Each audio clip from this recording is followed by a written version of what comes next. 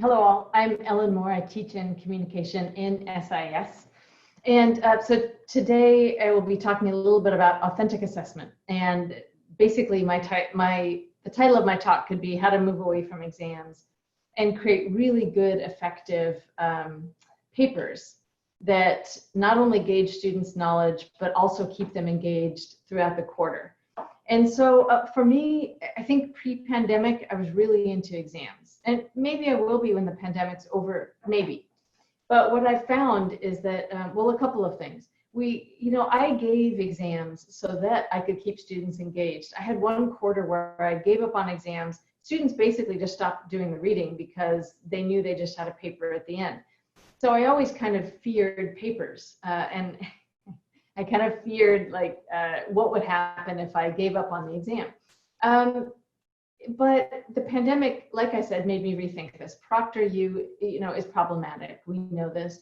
And, quite honestly, I had students during the pandemic who I knew. I knew them from prior classes, and they were telling me that they had lost access to their Wi-Fi. One student had to go to a local store at night and just try to type it all while sitting outside.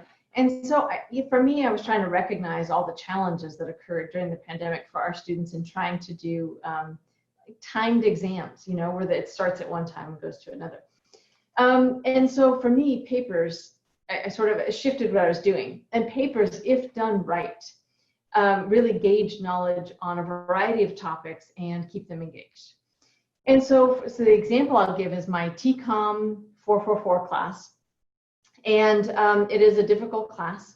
And so the paper that I give them two papers. The paper at the end is really, really different from the paper in the middle. The paper in the middle is just focused on a semiotic analysis of an ad. I haven't changed what I've done, and they're doing that thing. But the end of the quarter one has really changed. And so what I do is this. I have been assigning a newish, so asking them to do a critical evaluation of a newish music video or newish Hollywood movie. So they can choose a cheap or free option if they need to. And so they have to use the key methods that we learn in the class, because we've got really these three basic methods and theories, these interpretive frameworks, and they've got to use those. And so one, it forces them, they have to know those methods. They have to know in order to be able to do the final paper and do it well. And so because they're newer videos, they're not as likely to plagiarize because the scholarly articles haven't come out about those yet. Of course, the internet is full of opinions, so I'm sure that they could gather opinions from there. But what I do is I bring in key concepts that we've learned about in class throughout the quarter, and they have to bring that into the exam. Or they have to bring it into the paper.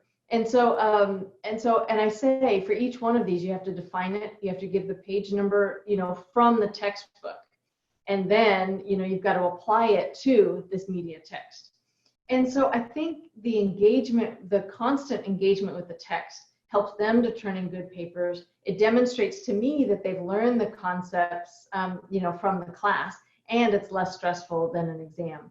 So one more thing though, in that class that I had years ago, when they basically stopped doing the reading because they didn't have an exam at the end, I had to institute then quizzes. And so I do quizzes, all smaller ones that they can do. It's open for a week. They could take it at any time, so it kind of gets rid of the Wi-Fi pressure. And so they do them anytime, but it keeps them up with the readings that they have to do, and then they do the final paper, which is kind of the culmination of that. So I can't say enough about having them do papers instead of exams. If you would like to see my prompt and how it has changed pre-pandemic to now, happy to send that to you. Just email me at melle, M-E-L-L-E, @uw.edu. And I will share all of that with you, as well as any other tips and tricks that I have. All right.